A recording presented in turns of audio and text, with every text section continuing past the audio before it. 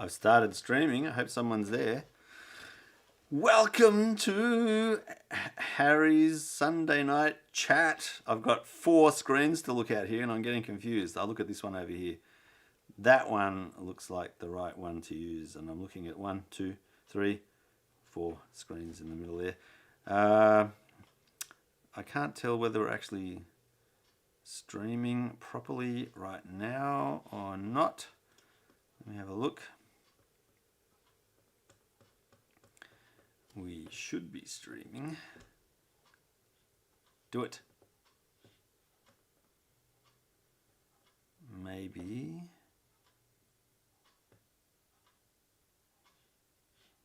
Damn, what's happening?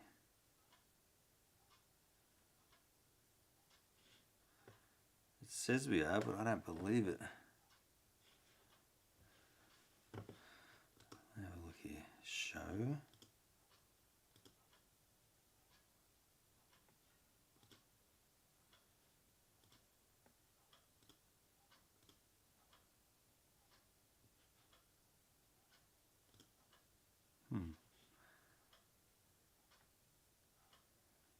Interesting. I may have to shut down and start again. Let's do that.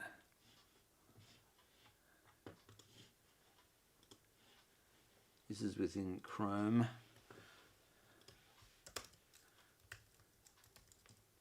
Let's try that again.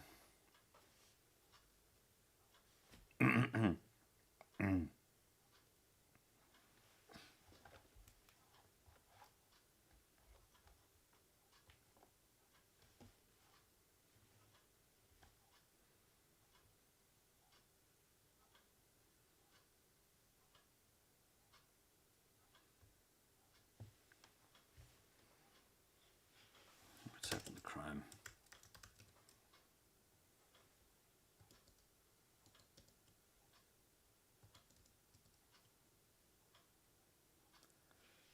We have Chrome.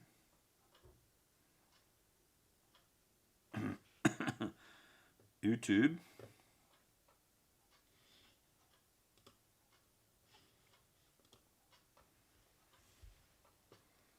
Oh goodness, everything's slow.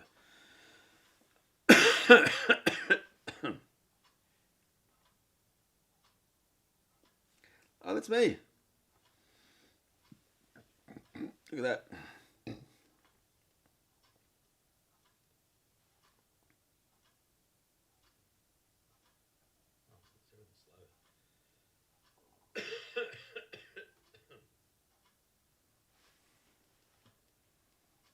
Oh, that's me. Look at that. All right, I think we're streaming. It's hard to say.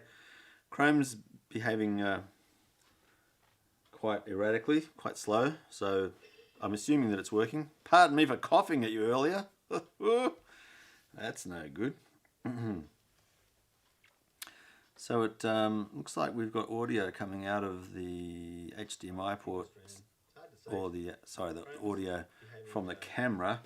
I've got to turn this one completely down and off. Otherwise I get feedback. Oh, lots of feedback. There you go, we'll turn that off. So all you can hear is little old me. There we go, that's better. I've got a bad cough today. Sorry about that.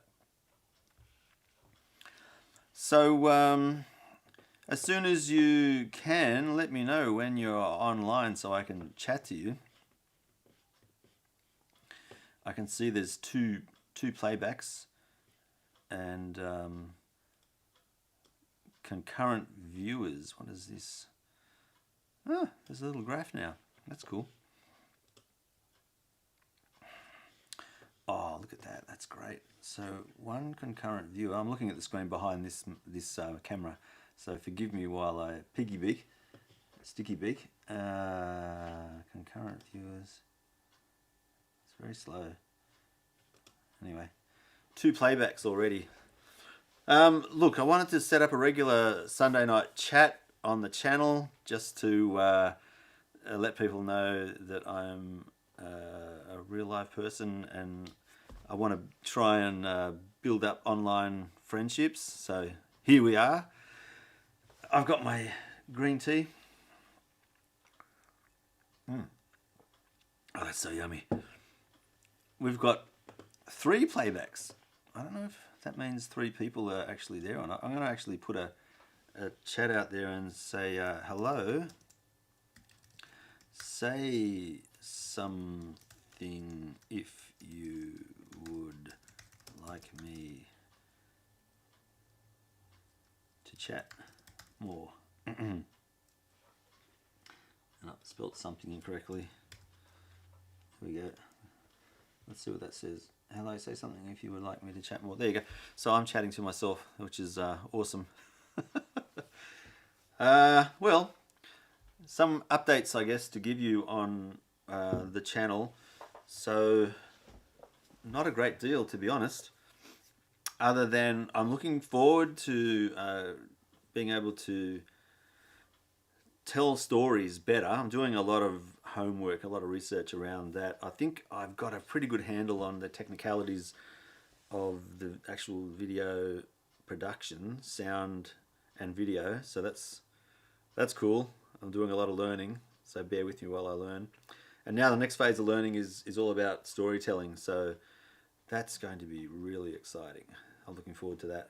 Plus, what I want to do is use more of this. So I've got the 35mm EOS 1 35mm film camera, which I know more and more people are getting into. People are going back retro to 35mm film, and I've always liked photography.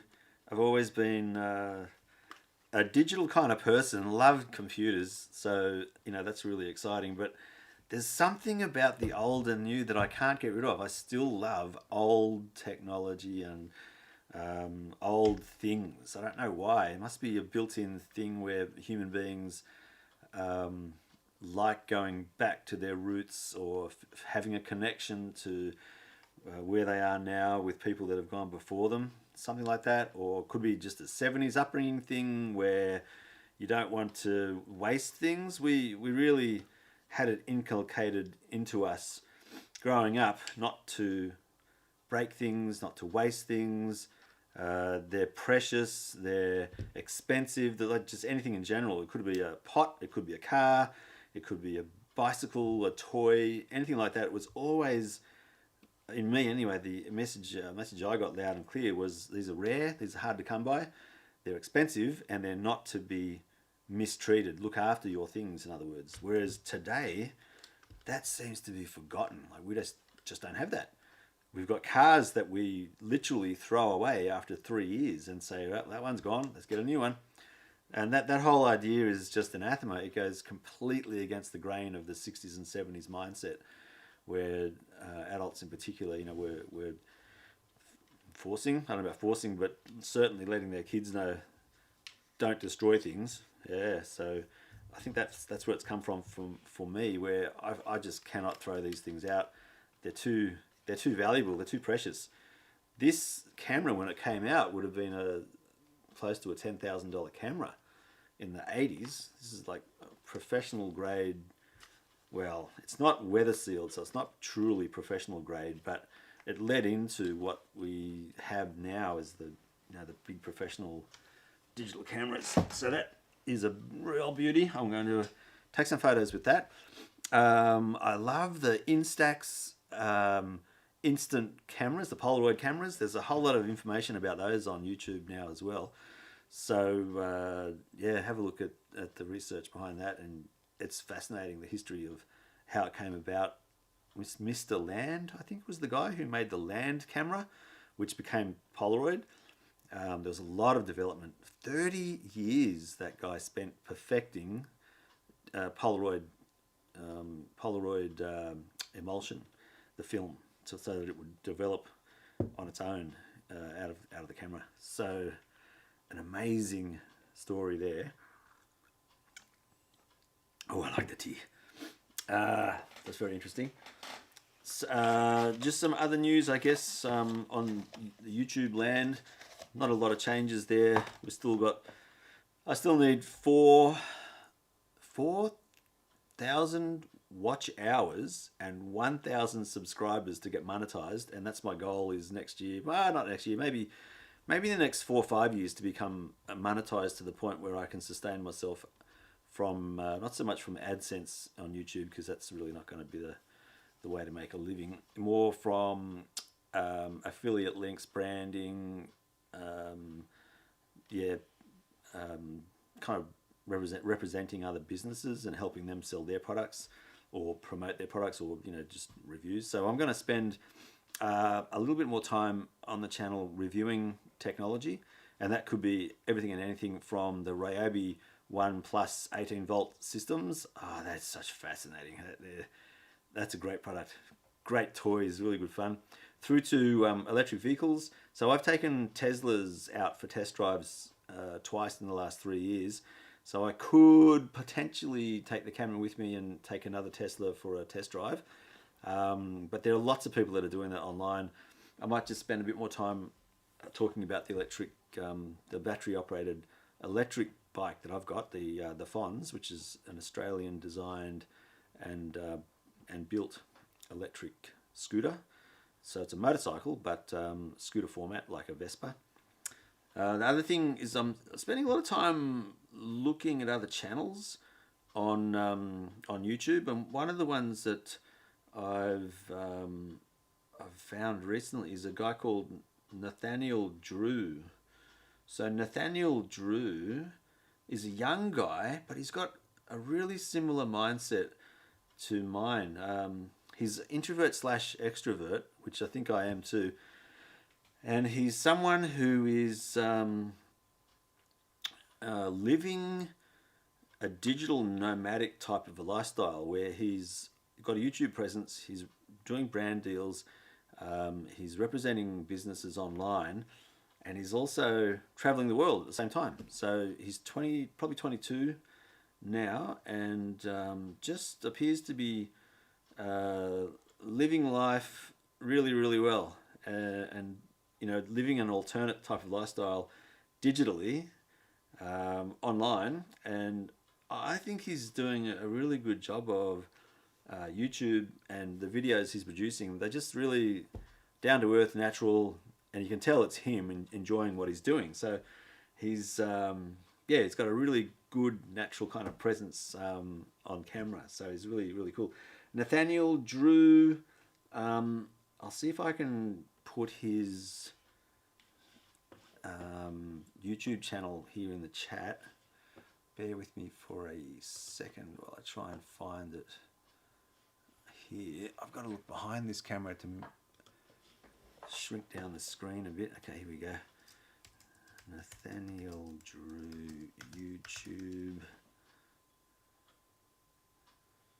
Yeah, there we go. Oh, there's a video playing right now of his. And then I'll see if there's anyone who wants to have a chat online as well.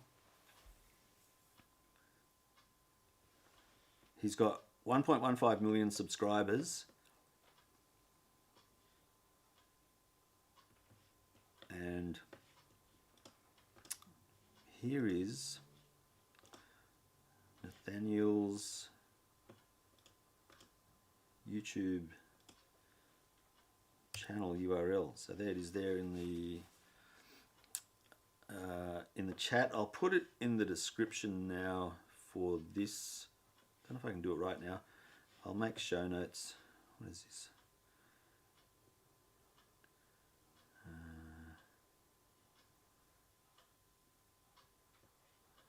Alright, I'll have to alright, I'll put it somewhere. I'll just make a note of it now in notes, and then copy it into the YouTube details below. Woo. There you go, vlog. Put it in here, and then paste. Here it is there. Nathaniel Drew. There's actually a couple of YouTube channels that I would strongly recommend. There's another guy. Hang on, I'll just make sure that no one's wanting me to answer a question or say hello over in the chat. Doesn't appear to be at this point, which is fine. Okay, so another channel is a guy that I just discovered tonight actually, so I'll just go to the history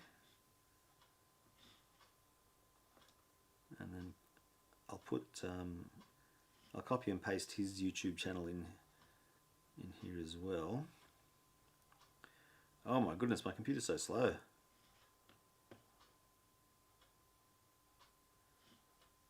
Where is it? Library. So many good channels coming out now. Where is he?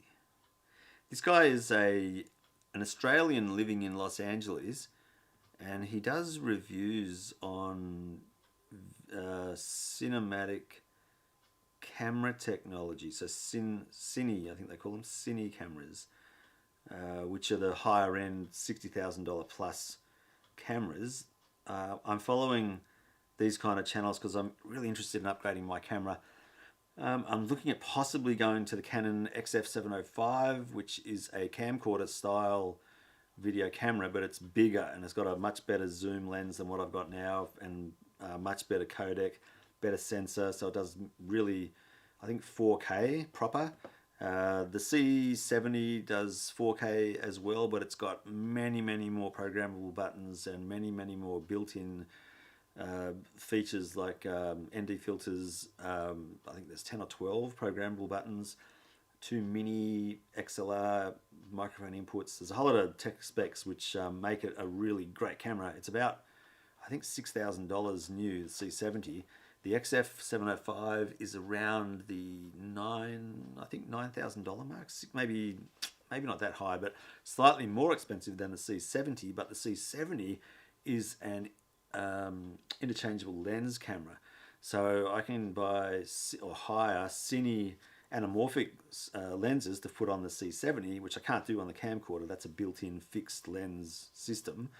So I'm interested in seeing the benefits of going either the XF705 or the C70 route. They're about the same dollars, but a massive step up from what we're looking at right now. The camera that I'm using right now is the one that you're seeing me on, which is okay. Like $1,000 gets you, you know, a HD, which is 1080 resolution. But yeah, I'm very interested in seeing what these other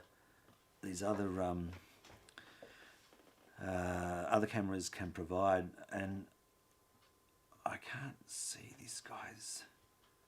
Where is it? Watch later. Where's the history? There you go. Interesting. Oh, see all. There we go. I haven't got them all listed. So, like I said, this guy is an Australian and living in Los Angeles, and is actually a cinematographer, videographer. That's not him. That's not him. That's him. Crimson Engine is what his channel is called.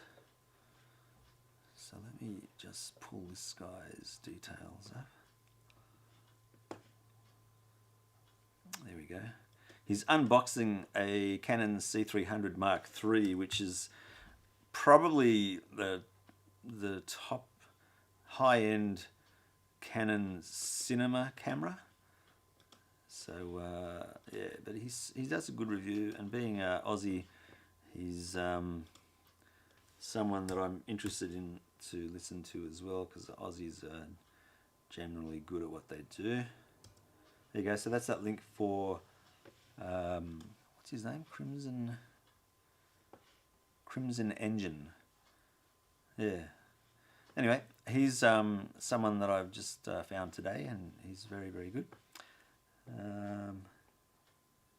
So still no one as far as I can tell, chatting, but there are 6 playbacks, 2 concurrent viewers. I might be one of them, so there might be one other person there, but yeah, we're on our own otherwise. What else is there to talk about? So news-wise, COVID is still around, still with us. I did hear that we're probably going to get a second wave, so I'm going to be continuing to mask up, keep myself safe, and others that I run into. So, I'm going to copy that in here as well. Crimson Engine for the, what do they call that? Okay, Crimson Engine. What do they call that below the...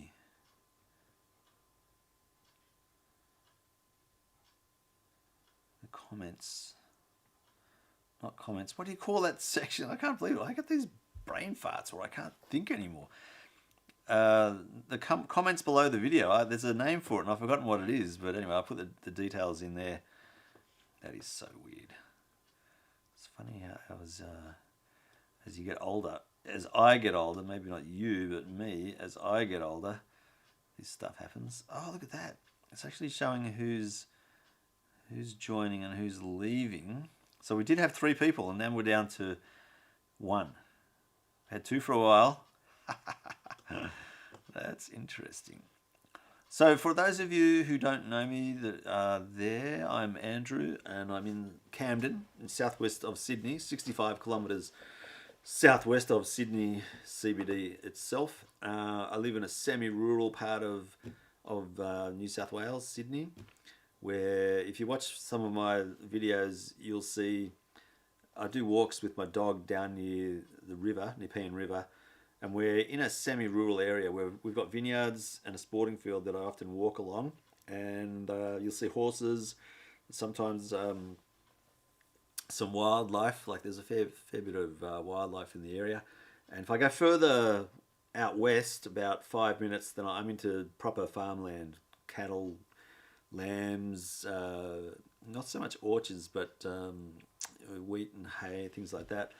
Barley, there's crop farmers basically. And then if I go further towards the city, in about 5 minutes, I'm in real suburbia, like proper Sydney.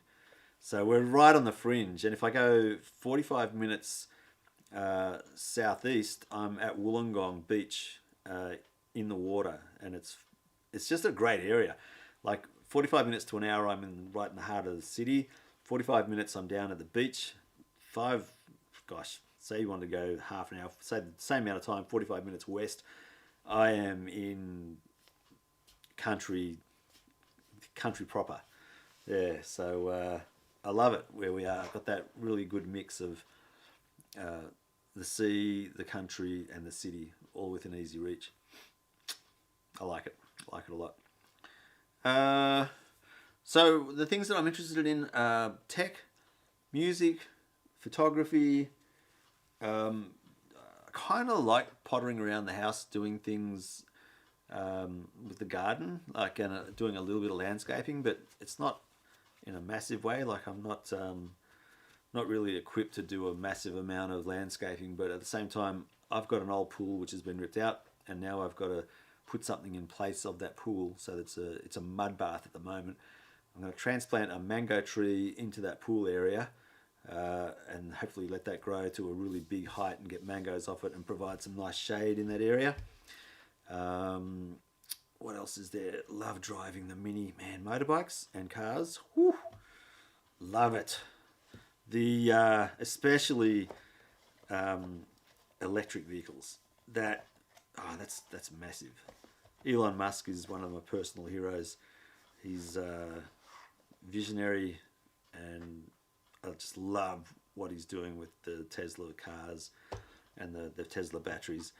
It's one of the reasons I got the electric motorbike, the electric scooter, was to try and understand a bit more firsthand about what's involved with that. I mean, I really love electronics, so I've been pottering around and tinkering with electronics since I was a boy, and I've got a fairly good understanding. my major at uni was in electronics and sub-major in computing. So, or it might be the other way around, major in computing, sub-major electronics. So I've got kind of equal understanding and equal appreciation for computing and electronics. So it's great to see what's got me started in this start to become a reality. I remember watching Star Wars and just being blown away and thinking that whatever that is, I want that. I want to join humanity in trying to harness the forces of nature, especially around electromagnetism, and making that work for us. Electricity is definitely the answer. Definitely solar coming out of the sun, harnessing that energy from the sun. That is the way forward. I think that's really cool. So if you want to ask any questions, feel free. I'm ready to engage and talk with any kind of subject, especially around technology. Love it.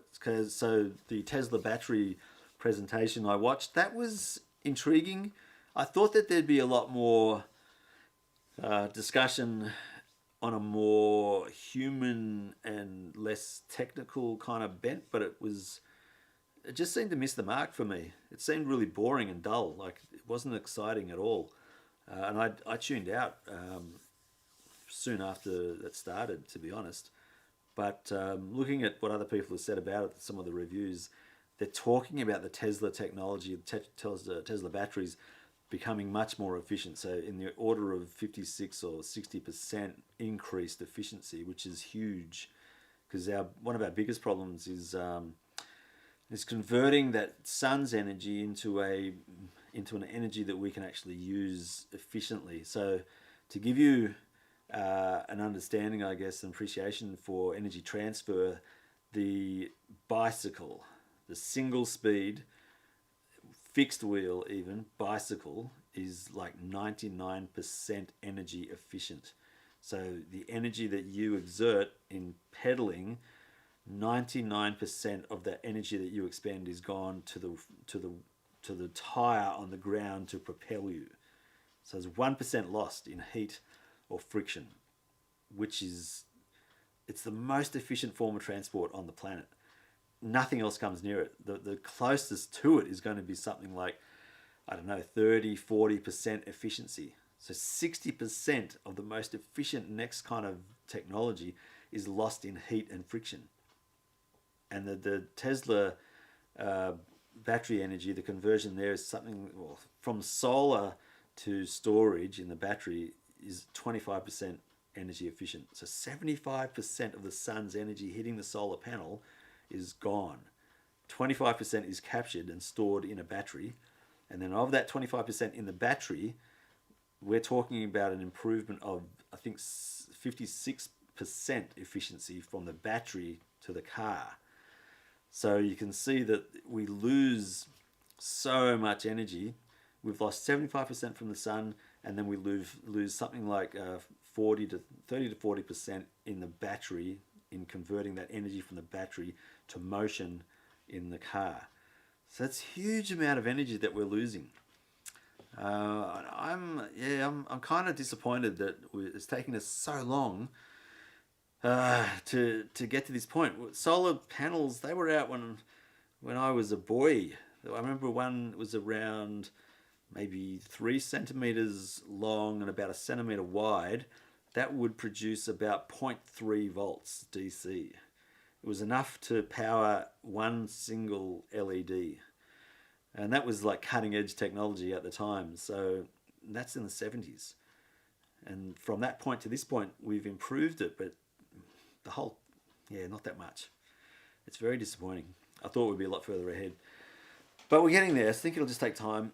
New technology, new materials, new understandings. It all takes time.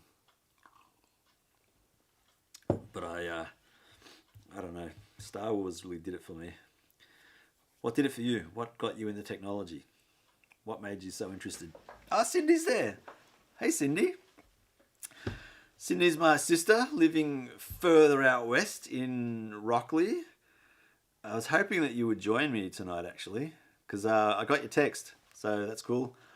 And I wanted to... I did respond, and I said, yeah, I miss talking to you. So it's good to have a one-way conversation with you now. One way only, man. You can type.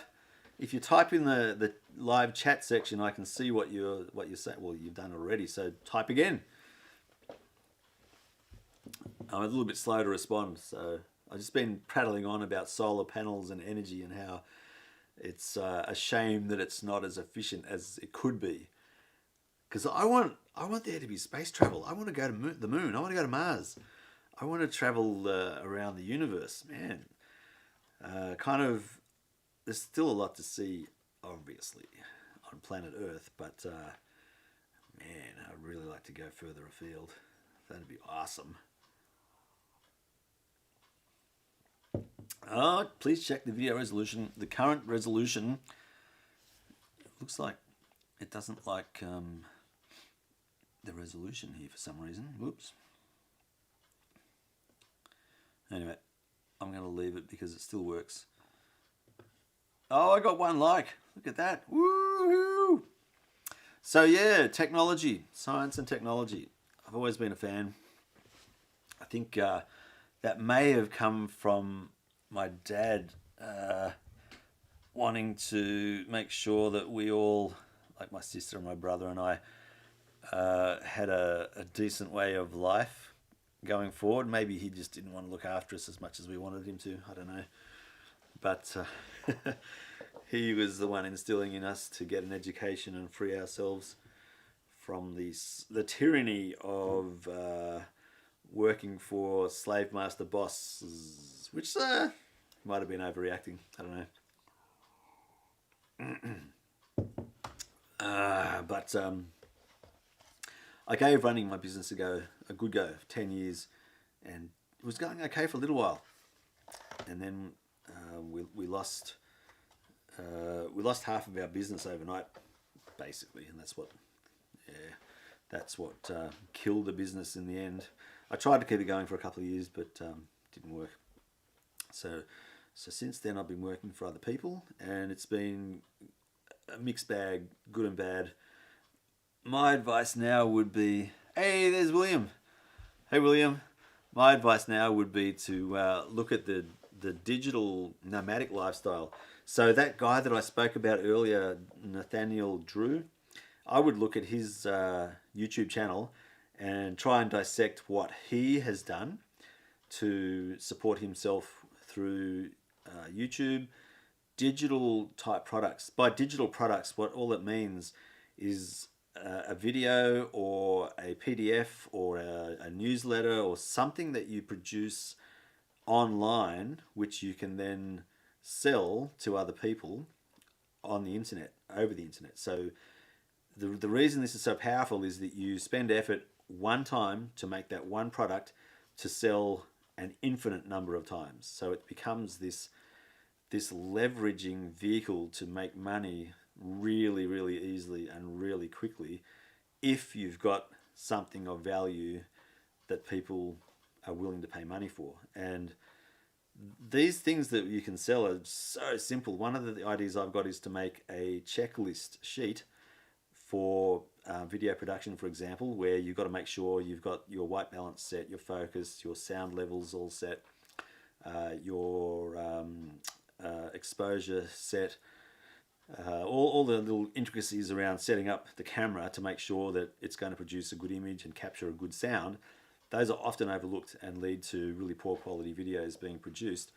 Whereas with a checklist, if you just start ticking off the boxes that you've populated, it'll make sure, if you follow the checklist, that you're doing everything to make sure that you're producing good quality content. And that checklist is what people just overlook all the time. Either they're not looking at one of the things that's on there that they should really check to make sure they've done, or they're running off the top of their head from memory and forgetting crucial points, which then affect their video production, and people lose interest or are not happy with the content because of the lack of the quality built in at the start. So these little things, like a checklist, literally is a piece of paper with one or maybe 10 sentences with a little box on the left that you physically tick off and say, yeah, I've done it, I've done it, I've done it, I've done it, I've done it, good to go. That could be like 50 cents, but it might be a thing of value to, say, 1,000 people. There's $50. So was it $500? Yeah, it's $500. So $500 for something which would literally take you, I don't know, 5-10 minutes to produce, convert it to a PDF, put it on a website somewhere for people to see. There's plenty of websites that will do this. So Etsy, Shelfie, I think it's called it. There's the Facebook Marketplace of all things, where you might even be able to do something like that, or you can set up your own website. Or there's other websites out there which you can join. There's Skillshare as well, which will they generally host video for people to watch and learn from. It's a paid service, so I don't know the ins and outs of that. You might have to pay money to become a member of it. Then you can upload your videos to sell. But that kind of digital content, you can make money over and over and over again with a one-time effort put in for a few years, and then you may have to refresh that as things change. But because you've already done it once, you know what's involved to do the second time. You have this digital product that you can sell time and time and time again. So while you're asleep, people around the world could access it and buy it, and you're making money literally while you sleep. This is the revolution of the internet that more and more people are starting to become aware of, but people are still, for whatever reason, not realizing how easy this really is. The hardest part is building an audience so people know who you are, that you can be trusted, that you're ultimately good and working for people's benefit. Once you've got that settled, then I think it's a lot easier. And I was on my way to getting that with my little business, The Computer Guy. I had a newsletter, and the newsletter was basically a one-sheet email where I made sure you didn't scroll, so you could read it on the one screen. And it covered things like, I just had a quick joke, believe it or not, a recipe for making some kind of meal, and then some news around tech, and there was a signature update around viral threats, so the latest malware virus threats that were being experienced. It was really simple. There were like 4 sections to it, and that was being passed around from person to person to person around the world. When I was tracking it at one point, at its peak, it was going to Poland, United Kingdom, America, Canada, obviously Australia, but into Asia. And there was something like, I don't know, 5,000 people that had subscribed to my newsletter just through word of mouth. Like, it was a business that I'd run not online, but as a brick and mortar business, with this newsletter that was offering value to people free of charge, didn't cost anything, with a couple of sections in it that was of interest to people. Oh, the other thing was keyboard shortcuts, so you could free your hand from the mouse, because you're obviously more efficient if you use the keyboard. And it was shortcuts on the keyboard on how to do things, so you could become even more efficient. And those little tips were valuable to people.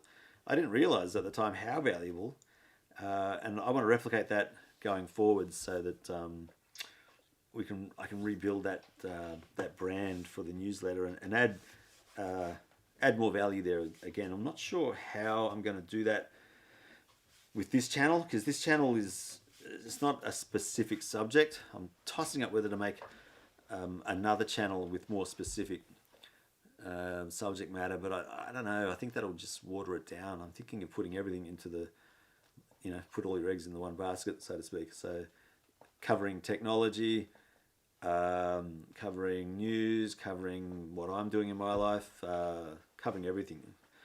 We'll see. Who knows?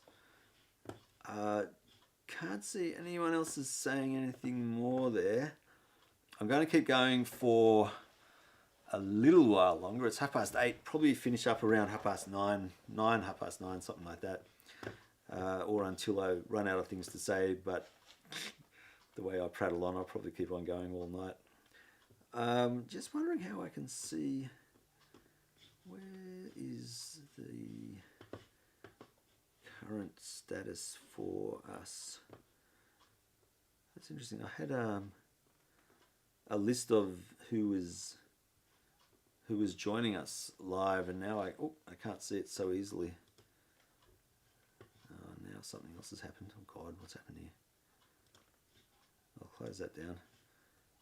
I can't see anything now on my screen. Far out. It's just gone white. I've got an old MacBook, and I think I'm taxing it doing this, doing the YouTube live. I'll have to save up and buy a newer computer, I think. We'll keep going for as long as I can. What's happened there? All right, I'm going to see if I can get you all back. Wish me luck. So what is happening, William and Cindy? You're in Rockley, I believe, and I think from what I saw earlier today and yesterday, there was snow. I think you guys are cold where you are. Difficult to say because this is a one-way conversation, so it's always difficult. Apparently there are 3 people watching.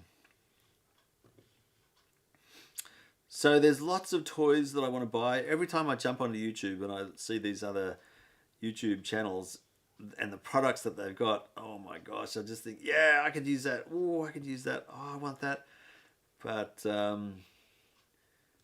I've got to control myself because I'm still trying to get myself a job where I can pay off some debt and save a bit of money and also live. So right now Elizabeth's providing pretty much all the income until I get another job. I've got a little bit of money in reserve just to pay off credit card debt and things like that, but the longer I go on, the more debt I get into, and eventually I'm going to run out. So I will be needing a job. I've got a job interview tomorrow morning, Monday, at 9 a.m. for not one but 2 jobs with the one company, an IT project manager and the operations manager role. So hoping I get offered both of those, to be honest, and then choose which one I want. But it doesn't always work out that way. I'm just seeing if there's any more questions for me.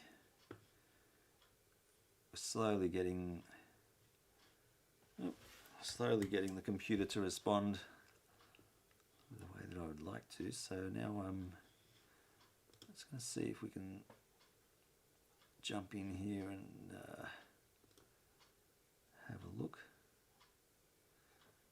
Oh, there we go. 1 like still, 10 playbacks. What? It's funny when I do these live YouTube things. Oh, hang on. So William's saying hello. William says, "What are your thoughts on the lockdown?" Oh, the lockdown. It was only snowing for an hour. Oh, I thought it was snowing for a lot longer, William. Damn. That snow. We didn't get any. It was freezing cold. I think we got a little bit of rain, not much, but freezing cold, and the winds 116 kilometers per hour at Camden Airport. Which reminds me very quickly, I did my remote pilot license exam on Friday last week, and I did the practice exam, gosh, maybe 5 or 6 times, and the highest I got in the practice exam was 98%. The first time I did the exam, I got 74%. It's a 70% pass mark, so I passed all the time. Sat the exam, and it was slightly different. Oh my God. One of the questions, man, I'm kicking myself. I knew it was wrong when I wrote it down. There was a lot of multi-choice, but there was some where you had to fill in a sentence or two about the answer to the question. One of the questions was, you've got the right stick, you push the right stick to the left, and this is on a Mode 2 controller. For those of you who fly drones, think in your head, the right controller to the left, what's that going to do? It's obviously going to move the drone left somehow, but it's going to do motion like that. So with me facing this way, it's that way, but for you, it's going to be that way. So you've got pitch forward, pitch reverse, your left, your right, and then the one that I forgot was roll, left roll, right roll. I said it will do a left pitch. It doesn't even exist. There's no such thing as a left pitch. And I wrote that down in the exam, and I'm killing myself because it was all wrong. Damn it. So it's roll. Left, roll. Anyway, there you go. So my thoughts on lockdown, man, I think they're necessary, or it is necessary. Masks are necessary. And I think just going from the 1918 pandemic, if we learn from that, what happened there, we had less travel, less people, and probably less awareness of how to protect themselves. They lost 50 million people who died from the infection. We haven't reached 1 million people yet who have died from it. We've got a lot more, I don't know the exact number now, is it 10 million, maybe more, who are infected, but the death toll in America, I know it's under 200,000, might have just crossed over 200,000 in the last few days, but we're looking at maybe 1 million, maybe 2 million deaths, but there were 50 million deaths from the pandemic a century ago, and people did the exact same thing that we did with this pandemic. In the 1918 Spanish flu pandemic, people didn't believe it to start with. They thought it was a hoax. They didn't wear masks. They still kept on meeting together in large numbers. And then after the first wave, they realized that this is really dangerous, and they started to protect themselves. And then summer and winter came through. The following winter, it came back with a vengeance, and there were more people killed in that second wave than there were in the first. Then in the following months, there were 2 more waves, 3 and 4. I'm not sure of how long that went, but my understanding is that the Spanish flu Spanish flu pandemic finished around 1921. So what's that? 3 years later. So we've got another 2 years of this, I think, and the exact same thing happened with us with this pandemic. Was that we didn't believe it. It was a hoax. We didn't really put masks into action, and we didn't put our isolation in as hard as we could have, especially in America. Here in Australia, we have done that, so it's good.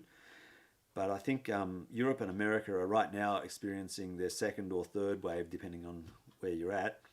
And we're going to get more people who are dying. So I think we're going to get more lockdowns because of the relaxing of international travel. We're going to bring people into the country who are going to be infecting us. And I think, therefore, we need to be probably more vigilant and put masks on and be careful about going out too much, I reckon, for the next 2 years, in all honesty. But who knows? I mean, experts are fighting over this. I'm not an expert, but that's just my opinion. Cindy saying hello, Zooming with Gillian. Oh, and she sent you a like. Nice. So Gillian's in Ireland, so we're slowly getting around the world. How many times do you do this? I'm doing this probably weekly now on a Sunday night, maybe on a Friday night, depending on how I feel. I liked your Spring 2020 video. Oh yeah, I like that too. Thank you. I really like the underwater one though. Check out the underwater video. The thumbnail is underwater. I did it with the underwater drone, and oh man, it's a 4K camera with these 2 really bright lights, and God, the images are incredible. I'm taking it down to Wollongong in the next few weeks, so I'll upload underwater shots of the sea, and it's so good. I've also ordered an underwater microphone, so you can hear what's happening under the water as well. So I'll join that to the same thing. Tell us your thoughts on traveling to Ireland, maybe. Ooh. No worries, William. Yeah, I'd stay safe, man. Just get that mask. I'll show you the mask that I'm using. So this is not a N95 rated mask. It's not an N95 because that mesh in there, I don't know if you can see it or not, that mesh is pretty porous. So N95 means it is non-oil proof. So you've got 3, this is it. I did a lot of research on this. So N is non-oil proof.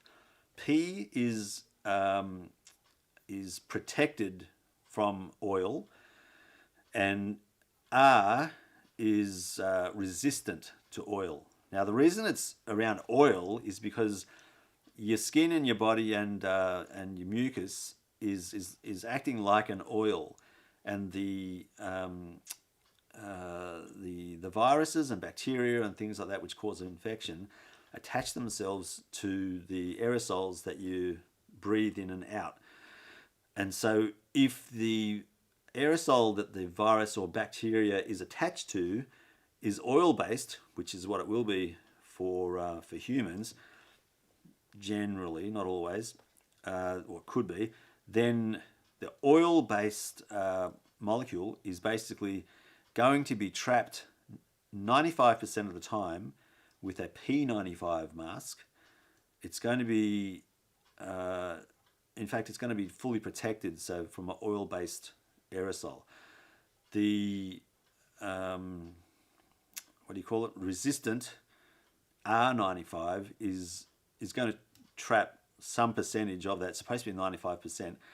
And the non-oil means that the oil-based aerosols will get through, but if they're non-oil-based aerosols, then it will trap the 95% of the bacteria and viruses coming through the air. So RP and N are basically the protection against oil-borne aerosols. And I don't know the percentage of makeup of that coming out of people. So that's another thing to research, I guess. So here in Australia, N95 is the predominantly popular mask, the white ones that you see, which will protect you from non-oil based, which I think is still going to be better than nothing at all. So this internal fabric here, I don't know what that is. So maybe that's the N95 component. So it could be that it is, but I'm assuming that it's not. This has a little membrane in here. So when I breathe out, the membrane flips open, it's plastic, and then my breath is non-filtered going out. But when I breathe in, it closes up and all the air has to come through the mask itself, and therefore it's protecting me a little bit. But the reason I bought this was because I can wash that, and I'm assuming this is N95, so I should really check to be sure, because I bought two of them. The idea being I can wash that one day and then wear the other one for a few days, and then cycle through them. Plus, I can breathe more easily through this. So I wear this to stop my hay fever and COVID. Time will tell whether I've done the right thing or not. I've also got in the car and in my motorbikes the N95 white masks, so that they'll be better protection. But yeah, time will tell. I don't know. I mean, if you're going to get it, you're going to get it. What can you do? Hey, Gillian, you're listening from Ireland. Woo! That's great. Good to see you. Thank you very much for joining. I'm going to do this on a Sunday night. I'll see if Dave can join me from time to time as well. And it'll probably be more entertaining because Dave will say things that I will then say things about, and I'll say things and he'll say things about, and it could be a bit more entertaining. But really good to talk to you. What time is it in Ireland? I gotta check this out now. This is the beauty of the internet age. Dublin, 11:41 a.m. So it's almost lunchtime there. Wow. Are you at work? Should you be working? I don't know if you should be working or not. Traveling to Ireland. So Cindy, traveling to Ireland, I'm not going to be able to afford it. I can tell you now. I've got a lease on a electric scooter, which I love to death. But it is, I think I've got a balloon payment. I finish the lease payments on that next March or April next year, and I've got $2,600 to pay as a balloon payment on top of the repayments on the lease next year. I've got a lease on a Mini Cooper D, which again, I love. Oh my God, that car, so much fun. I will let you drive it, Cindy. it's gotten to the stage now where I'm pretty cool with, I'm relaxed myself to the point where I can let people drive it. So I'll bring the keys and you can have a drive. Just be careful though, all right? It's a 1.6 litre 4-cylinder turbocharged diesel with a very small body and a reasonably powerful engine. So it's a pocket rocket. I love it. It's insured, so if we break it, we break it. But don't break it. Don't break it. I love it. Yeah. So look, because I've got the lease and on the bike, lease on, because that Mini is leased as well. I don't like owning things, so there's those two cars I've got to pay off. Sabrina's paying off the remainder of... No, we paid off Sabrina's car. Imogen's car we're paying off. And we're going to buy another car for Poppy. Oh my God. We're mortgaged to the hilt with this house that we're in now. We've got a mortgage on an investment property down in Wodonga. And we've got private school fees to pay off as well. And then we've got living expenses on top of all that. So... However, having said that, I do have 168,000 frequent flyer points. And it's a long story, which I don't want to go into now, but I have got 168,000 frequent flyer points, which I'm pretty sure would get at least one of us to Ireland and back again. So possibly, maybe.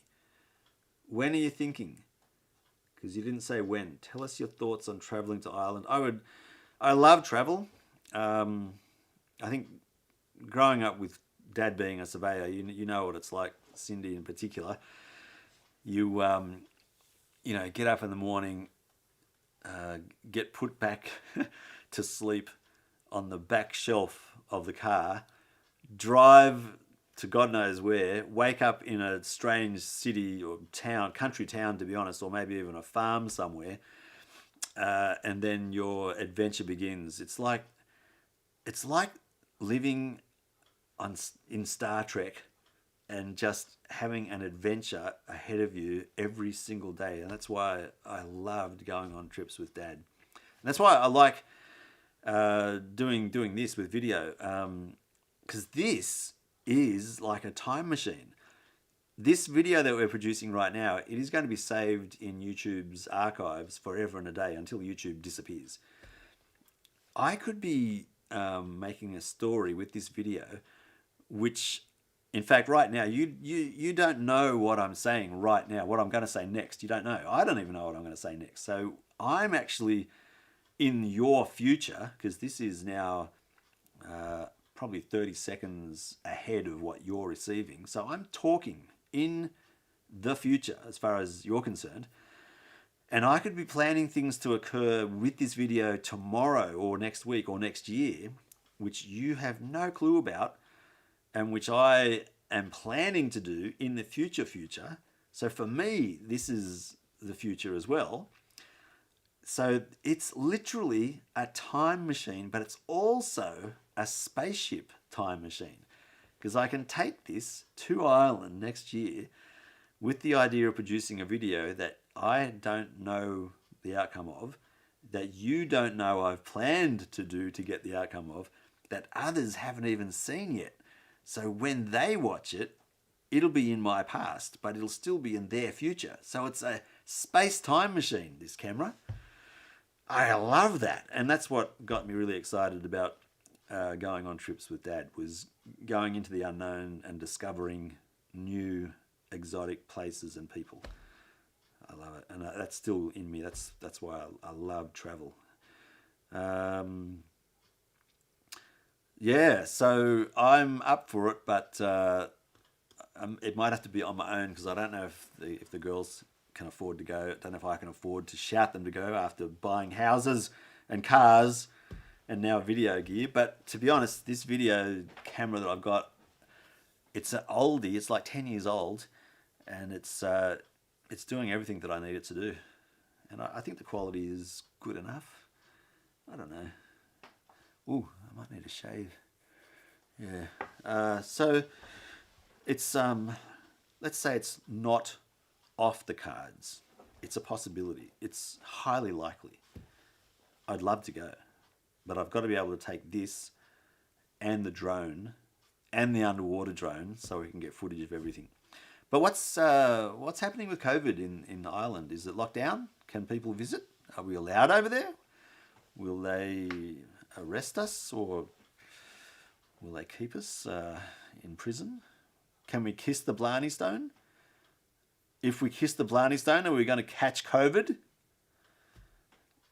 Am I going to leave COVID on the Blarney Stone so other people, when they kiss it, they get COVID? I don't know. The quality looks good. Thanks, William. Maybe it's just my good looks. Maybe not.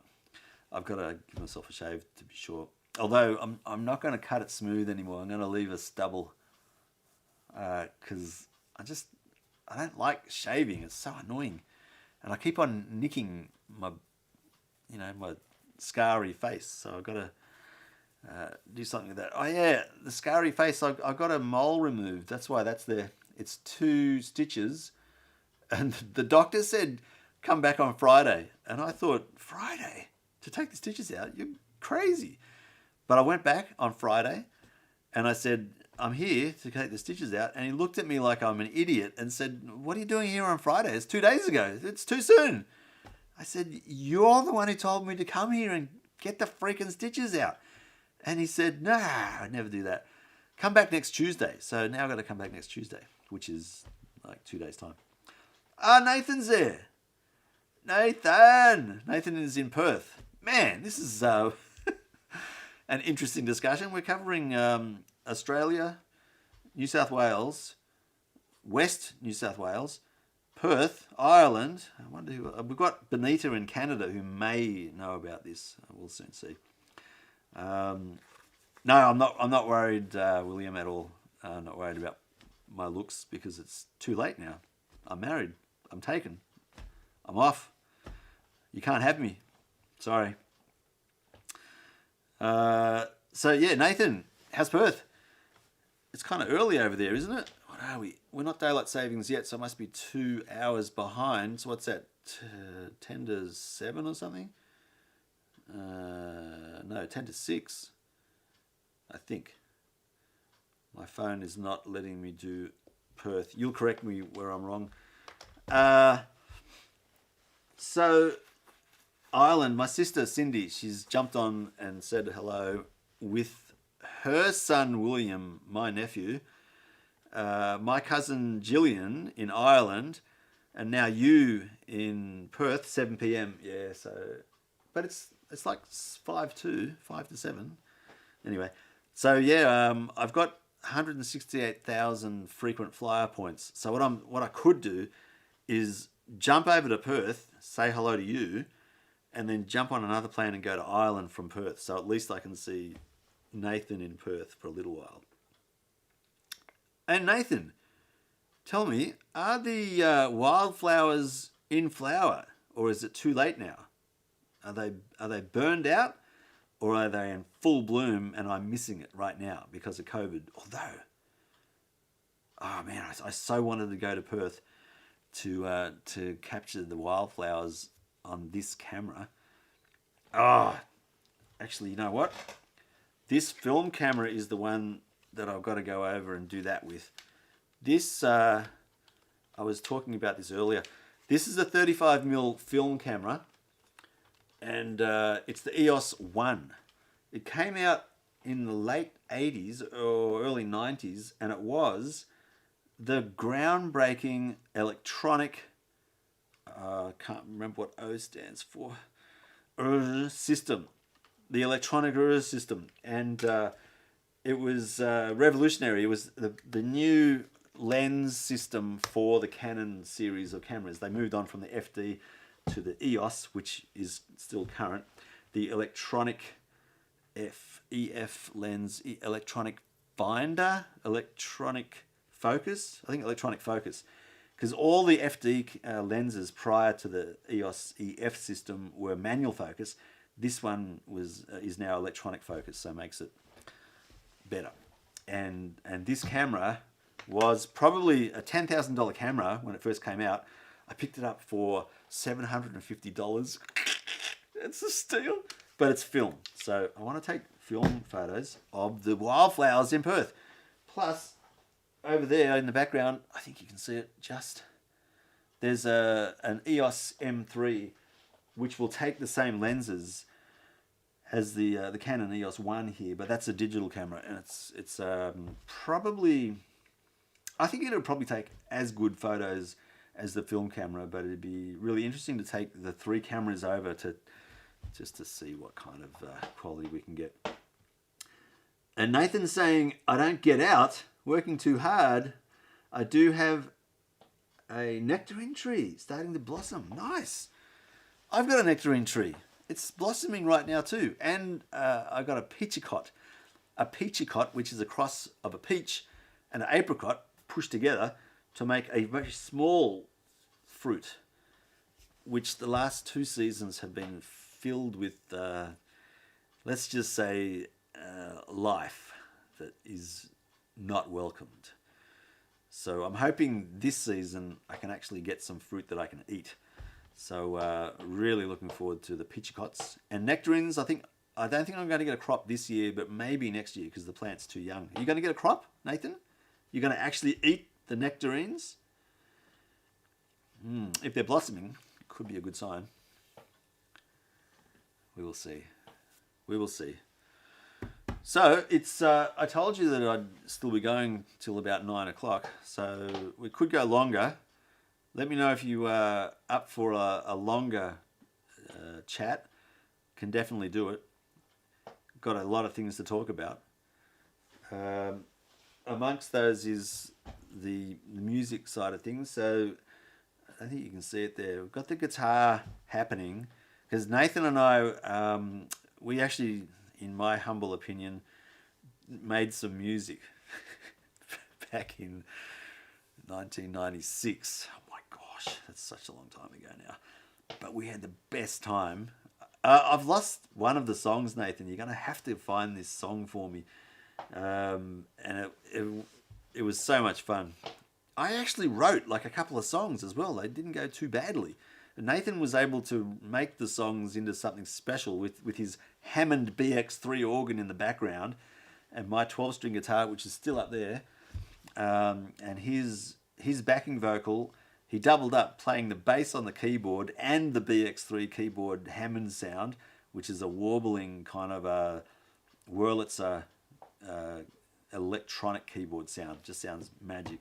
So the heavily trebled 12-string guitar, my shaky voice, Nathan's clear, good, strong backing vocals, good, strong bass and keyboard. You can tell who's got all the talent here.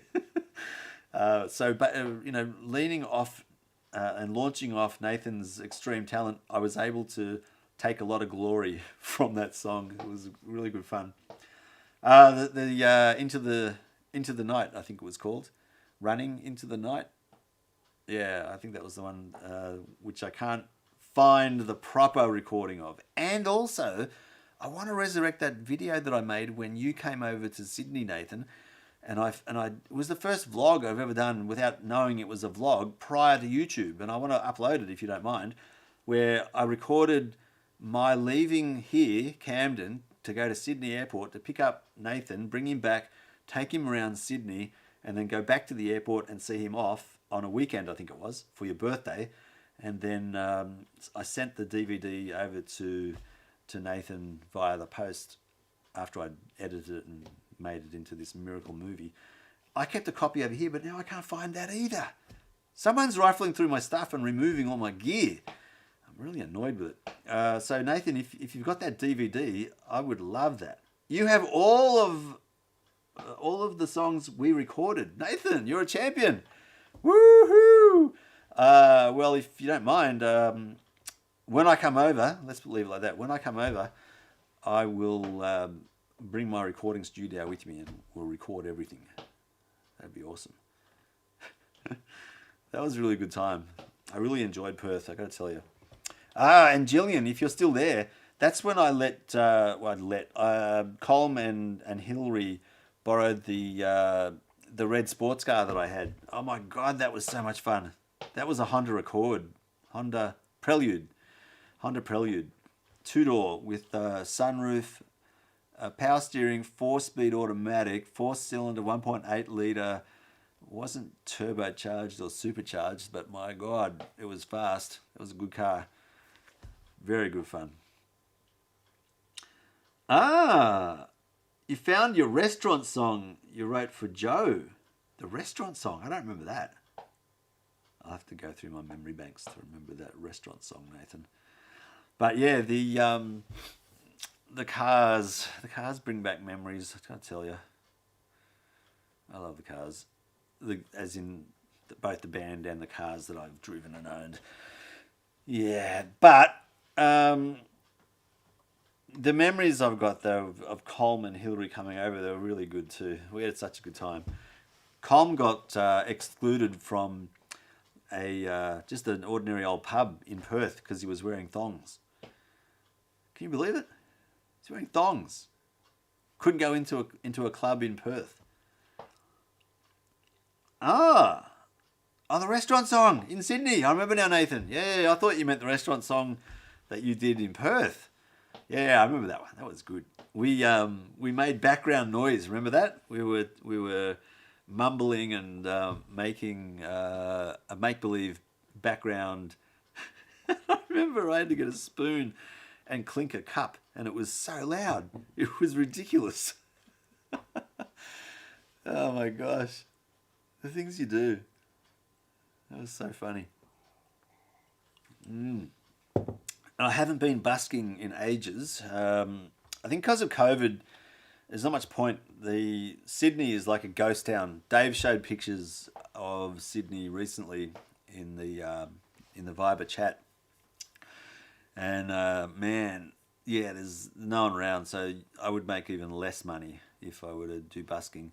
So things aren't great here in the economy and the job market in particular. So I've got some contacts and I've got job interviews. So I've got a job interview tomorrow for 2 jobs with one company. I had a job interview last Friday, and I've had 1 or 2 job interviews over the previous weeks. But in total, I reckon I've had probably 6 job interviews in 6 months.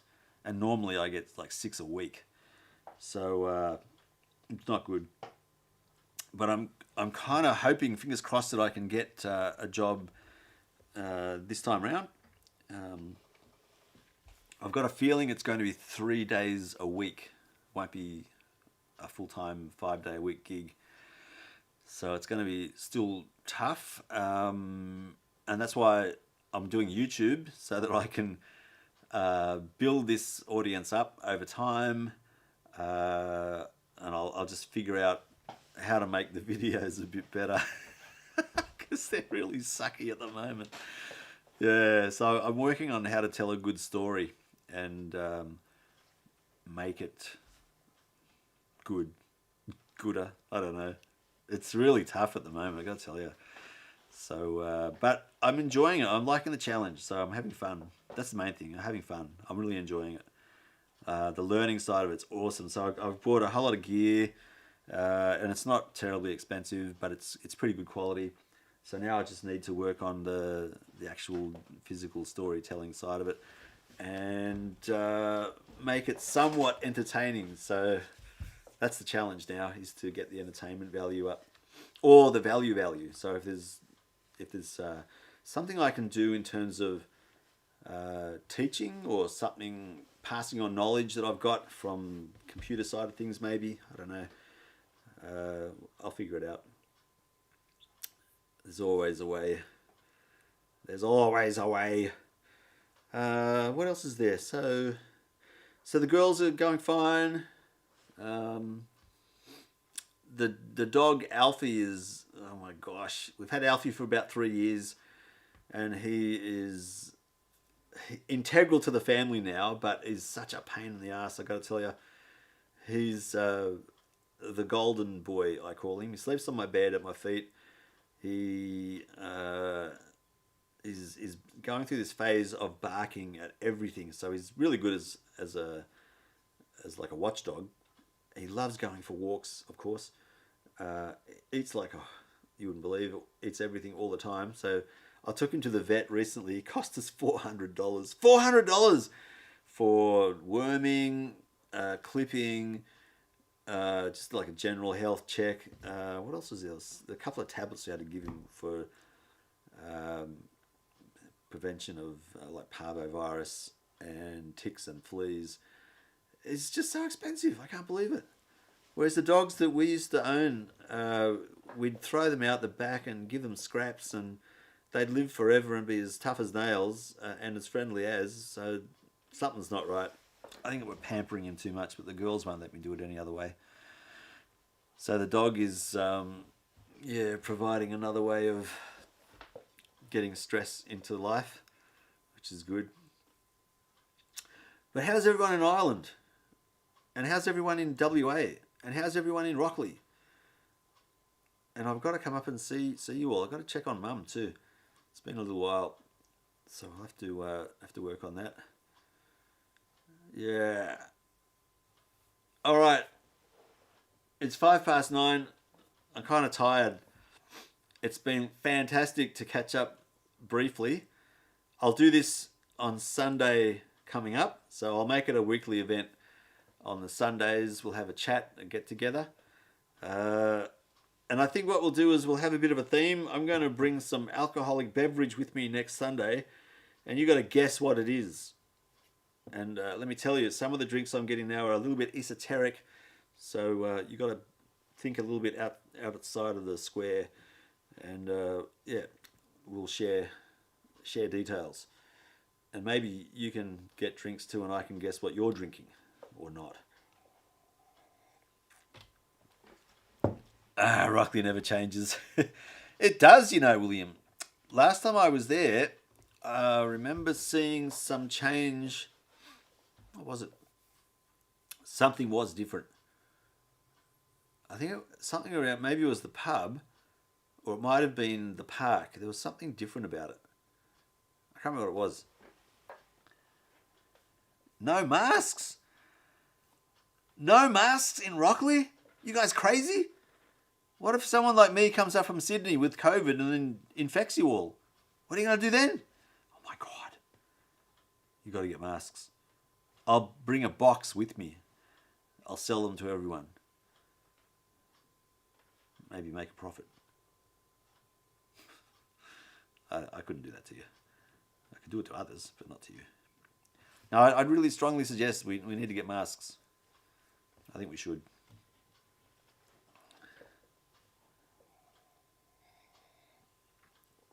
I think I've got to give you maybe 5-10 minute warning about calling it a night. So when it's 9:15, that's like 7 minutes for me. I don't know how. I think this is delayed by like 30 seconds or something. Get sick, get better. William, this is COVID we're talking about. There's a couple of news articles that have come out recently where there was a guy who was 29 years old. I think he was in Britain. And he was saying that, no, I'm young, I'm strong, I'll get through it. He got COVID, and he's saying he's at death's door. And to not treat this as, I was going to say not as a joke, but, treat it seriously. It is something that you don't want to get. In all honesty, you do not want to get this. So, I don't want anyone to get sick of this either. So, if you can get a mask, get one. It's kind of dicky the first time you got to wear it, but seriously, you'll get over it soon. Don't fall for it. What? Nathan, what are you talking about? Don't say that. Man, you guys are scaring me now. It is serious. So it's for real. Sabrina, my daughter, she's almost registered nurse. She's working in the hospitals. She's had to work and look after people who are infected with COVID-19 firsthand. So she's dealing with it for real. So I don't know where you're hearing this, but there's truth in there somewhere. I'd be leaning towards what I'm saying is more truthful than anything else. Anyway, but that's what I'm saying is, yeah, I'm not taking chances with it. I'm masking up. Okay, so we've got 5 minutes left, and then I'm gonna have to shut it down because I'm tired. It has a very it's survivable. Well, yeah, it is, but no one knows really why those people have survived. Hence the need for a vaccine. So, yeah, it's too risky. I think it's too risky. I certainly wouldn't want to be playing, playing that game of I'll take my chances. I'm not going to take my chances. I'm going to make sure I don't get it. We'll see. I don't want to be someone who's a Debbie Downer, maybe, but I'm not going to take chances. Yeah. It is a good plan. How's everyone going there with the trading and the stocks and the futures and everything? How's Daryl handling? Did Daryl predict this? Is he making money? I hope he is. I hope it's good. Tell you what, some of the shares that are going, the increase in share price, etc., for some of the technology companies, whew, it's going through the roof. I wish I had put money into some of those shares, especially Tesla. I don't think it's most people, Nathan. I think it's some people. Some people who get it don't know they've got it. True. Some, not most. I think most people who get it die or get sick anyway.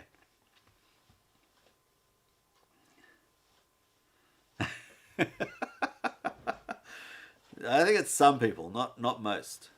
Nathan's saying, imagine a disease so terrible you have to be tested to know you even have it. I get what you're saying, but I don't think that's the majority of the cases. I think that's some of the people. No, not most. Some. Because the ones who are sick and have died, there's 200,000 people who have died from it, who definitely knew they had it because they're dead. There's probably a minority of those who didn't know they had it. But I would suggest most people would know they've got it because they're sick. Yeah, there you go. Kind of makes sense. Anyway, I'm not here to argue. This is, it's our lives. It's your life. It's my life. We live it the way we want to. The problem is, though, that if I were to force you to wear masks unnecessarily, that would be a sticking point.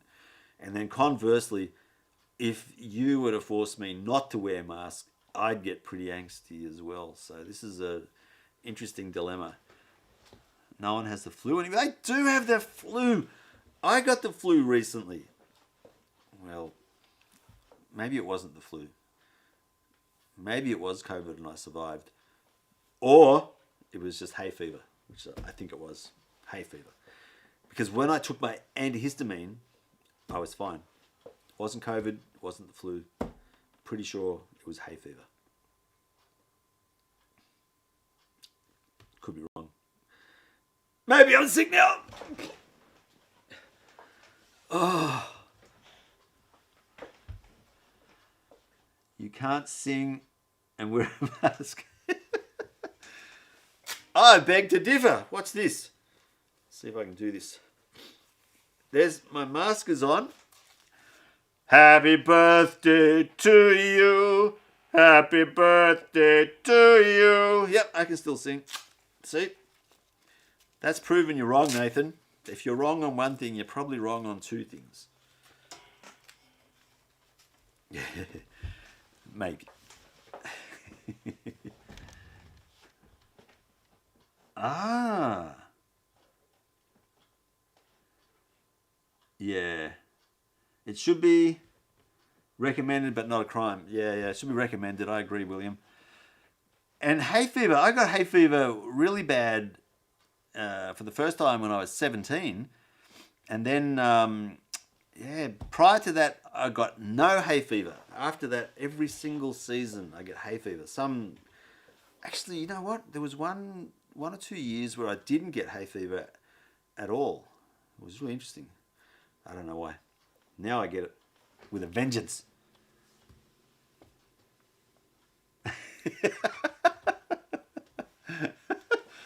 Do you think if I wore that when I was busking, do you reckon I'd get money? Would people pay me if I was busking with wearing this mask? Hello, hello, hello, hello, hello, hello. I don't know if people would give me anything. I think they'd shoot me. I don't know. Certainly, I got a little bit of money when I didn't wear a mask. So I think the science would tell us don't wear a mask if you want to get paid busking.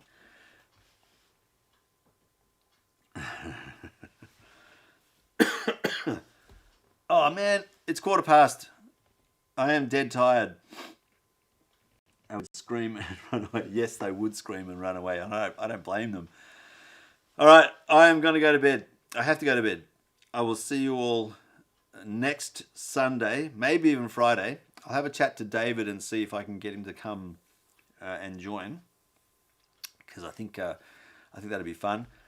I will wish you well. I will see you next Sunday. Thank you very much for joining and listening to my monologue. I feel like an evil villain. So, see you soon. Have a great week. God bless. I love you all. Take care. Send me money. Don't send me money. Send me love. All right, on that note, bye-bye now. Good night, you all. Thanks for joining. Pleasant dreams. Productive week. And make hay while the sun shines, as they say in Hollywood. Thanks for the good luck for the interview. Well wishes. Thank you very much. I'm pretty sure I'll nail it. If not, I'm unemployed. All right. We'll talk soon. Take care. Bye. Bye now.